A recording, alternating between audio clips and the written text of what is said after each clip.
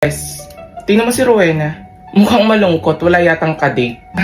Oo nga eh. Tsaka walang magkakagusto sa tulad niya. Hindi naman siya kagandahan. Tara, lapitan natin tapos asarin natin. Tara, dali. Nice. Happy Valentine's self. Oy, Rowena. Parang ang lungkot mo. Saan ka punta? Dyan lang sa may faculty. May kukunin lang ako. May inutos kasi sa akin si teacher. Oy, by the way, look oh, may 3 akong flowers. Di congrats. Ako rin 3. Ang ganda oh. Ang cute ng flowers mo. Pampatay. Hindi ako na-inform. Kala ko araw ng puso. Pero still, congrats. Saka yung flowers ko, may teddy bear na maliliit sa loob. Bigay kasi ito ng 3 may gusto sa akin. Para kang ketchup. Yung papa. Bakit? Papansin ka eh. Ito naman, masyadong mainit ang ulo. Baka naiinggit ka lang. Wala ba sa'yo nagbigay ng flowers? Wala. Wala? Wala kang pake. Tsaka tantanan niyo akong dalawa. Lalo ka na. Mag-conditioner ka nga. Pangit ang buhok mo. Todo date ang mga estudyante. Ay, taray may pa-surprise pa. Okay. Kala mo naman mga magtatagal. Miss? Ano? Sa akin to? Hala kuya, nakakahiya. Uy, nakakahiya. Pero, hindi naman kita kilala. Ba't ka nagbibigay ng ganito? Pwede bang manligaw? Oo naman! Oo naman, walang problema. Gusto mo tayo na eh. I mean, pwede bang paabot dun sa babaeng yun, yung flowers na yan? Yun? Oo eh. Gusto ko kasi siya. Crush ko siya. So, itong flowers, hindi sa akin. Para sa kanya.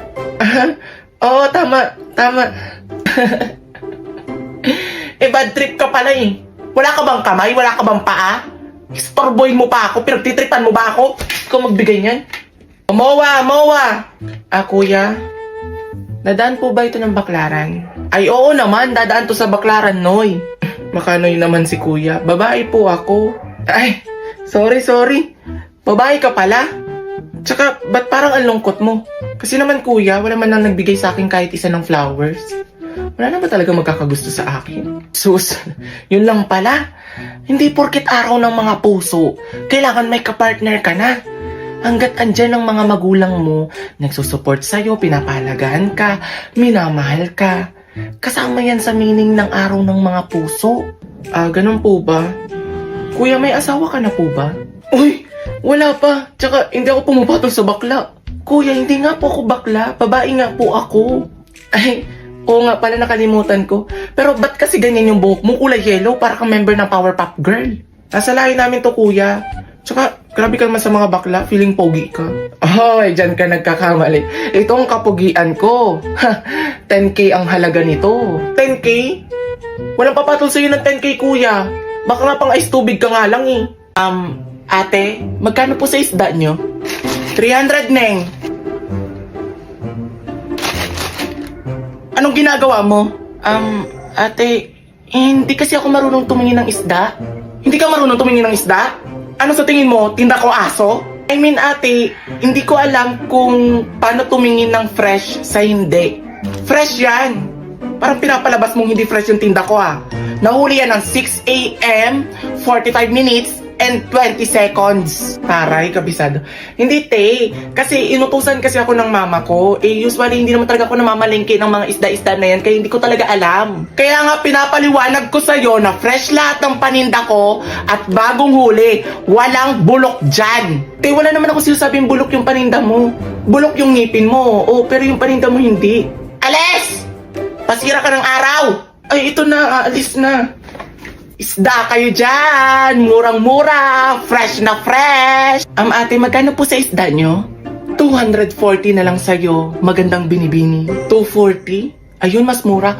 Ate, paano po ba tumingin ng fresh na isda? Neng, pag fresh ang isang isda, may kita mo yan kapag makintab pa at hindi namumula ang mga mata. Buti pa yung isda, hindi namumula ang mga mata. Pero yung nagtitinda, laging namumula yung mata, kakabomba. Hay nako, ang dami talagang pakalamero sa mundo. Sa bagay, hindi naman kasi nararanasan maging fresh like me. Fresh ba ang tawag dyan? Laging binibembang ng asawa? Sus! Wala ka lang dilig. Matagal na kasing byuda, kaya inggitera. Never pa ako naging inggitera sa'yo. Alam mo, may kanta nga ako sa'yo eh. Wasak na wasak ang pusok nila timak. Joke ba yun? Kasi di ko alam ba't ako natatawa. Kaya mo yan ni... asan yung customer ko? Kuya, magkano po ba sa isda nyo? Miss, 200 pesos lang yan. Paano po ba malalaman kapag fresh ang isda? Basta hindi namumula yung mga mata ng mga isda.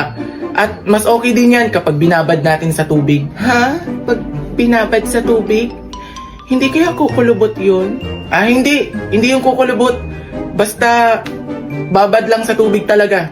Yung isda mo ba, binabad mo? Oo naman, binabad ko sa tubig, kaya fresh at malinis. Patikim nga.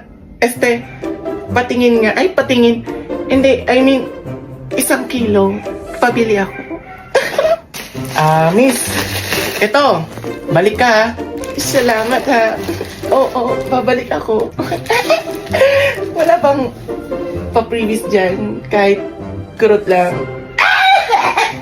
Sige ma'am, ingat. Wait, may isa pa akong tanong. Nangangagat ba yung isda mo? Oo naman, nangangagat to, lalo na kapag buhay. Sabihin mo din sa isda mo, nangangagat din ako. Right? Nakakatuwa talaga to si ma'am, oh. Last question na talaga, kuya. Yung isda mo ba, patay na? Ay, opo, patay na po yan. Magaling din ako bumuhay. Gusto mo buhayin natin? Ano ba yan? Babe, sumagot ka na. Bili. Hello, babe? Oh, hello, babe. Napatawag ka? Hello, babe. Namamroblema kasi ako ngayon. O bakit? Ano bang nangyari, babe? Babe, natalo ko kasi sa sugal yung 22,000 na pang tuition fee ko. For sure gagalitan ako ni mami. Babe, bakit ka pa kasi nagsugal? Sabi ko naman kasi sa'yo na wag mo na akong gagayahin magsugal eh. Babe, wala na talaga akong malapitan. Baka may magawan ka ng paraan. Please, tulungan mo ko. O sige, gawan ko ng paraan. Basta para sa'yo, gagawin ko ang lahat. Ganyan kita kamahal. Babe, sige, salamat. Update mo ko kapag nakahanap ka, ha? Sige, pauwi na ako. Mami, andito na po ako. Oh, andito ka na pala. Kumain ka na ba? May pagkain dyan. Mami, siguro maya-maya na ako kakain. Medyo wala akong gana ngayon eh. Bakit wala kang gana? Masama ba pakiramdam mo? May nararamdaman ka ba? Hindi naman, Mami. Siguro masyado lang talaga ako napagod kaya kailangan ko rin talaga magpahinga. Ganun ba? O sige. Oo nga pala, naibayad mo na ba yung tuition fee mo? Opo, naibayad ko na po. Kahapon pa po, Mami. Sige, Mami, punta muna ako sa kwarto. O sige, magpahinga ka na. Oh, mahal. Kamusta? Mahal, andito ako sa ospital ni. Ha? Ba't nasa ospital ka? Mahal, kasi sumama yung pakiramdam ko. Dinala ko ng mama ko dito sa ospital. Ano? Oh, kamusta? May sakit ka ba? Ano daw sabi ng doktor? Okay lang, mahal. Sumakit lang talaga yung tiyan ko. Kaso iniisip ko yung bill, mahal. Yung bill? Wag mo nang problemahin yung bill. Magkano daw ba? Ay, hindi na. Kahit magkano pa yan, babayaran ko. Ganyan na ganyan kita kamahal. Basta, safe ka lang, okay na ako. Thank you, mahal ha. Mahal na mahal mo talaga ako.